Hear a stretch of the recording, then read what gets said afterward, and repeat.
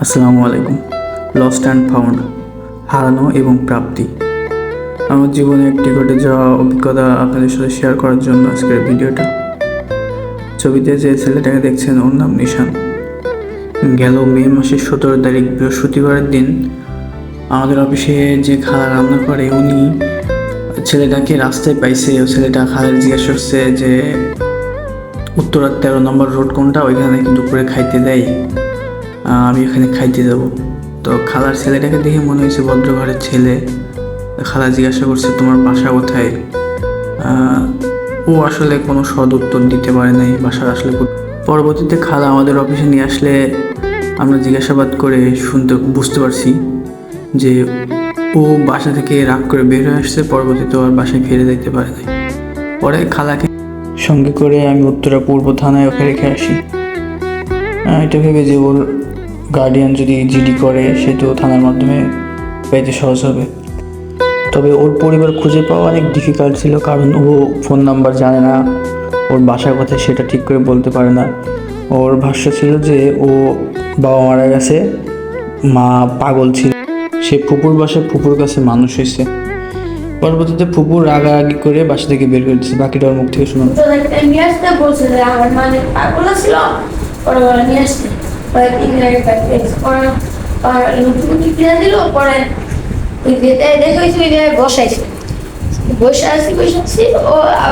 যাওয়ার আগে বলে আসছে নাকি 13 নম্বর সেক্টর আছে, নাকি খাবার দেয় দুপুরে।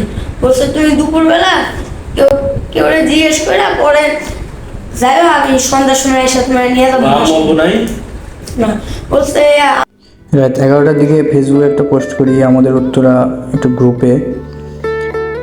তো গ্রুপে যে পোস্ট করছে এটা লেখা পড়তে পারবেন আপনারা।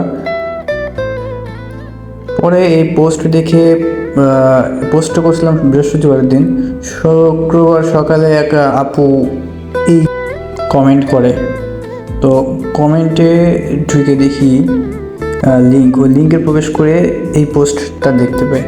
এই পোস্ট থেকে নাম্বারটা নিয়ে ওর মামার কাছে ফোন দিই। মামাকে বলি যে আপনার ভাগ্নেরে আমি গতকালকে পাইছিলাম, আমি উত্তরা পূর্ব থানায় ওরে রেখে আসছি। তো আপনারা, ওর মামার বাসা আসলে গাজীপুরে, ওর মামা পরে গাজীপুর থেকে উত্তরাতে আসে। আসলে সব কিছু ক্লিয়ার হয়ে গেছে।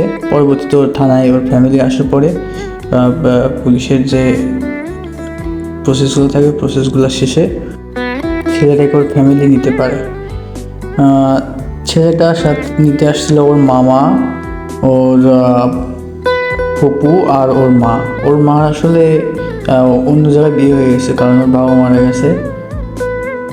বাবা মারা যাওয়ার পরে ওর মার অন্য জায়গায় বিয়ে হয়েছে, এবং ছেলেটা ওর মার অন্য জায়গায় বিয়ে হয়েছে বলে ছেলেটা আসলে ওর মায়ের কথা বলে যে আমার মা পাগল ছিল। তো আমি আসলে লস্ট অ্যান্ড ফাউন্ড আর যে কিবরিয়ার যে আপনার ঠিকানা অনুষ্ঠান, এটা আমি অনেক দিন ধরে দেখতাম। তো আমি মনে মনে ভাবতাম, আল্লাহ আমার মাধ্যমে এমন কোনো হারানো ব্যক্তির খোঁজে সহযোগিতা করতে পারতাম, তাহলে মনে অনেক ভালো লাগতো আমার। যাক, আলহামদুলিল্লাহ, আমার জীবনে একটা অভিজ্ঞতা হয়েছে। সব কিছু মিলে আলহামদুলিল্লাহ। ভিডিওটা শেষ পর্যন্ত দেখার জন্য অনেক ধন্যবাদ। আসসালামু আলাইকুম।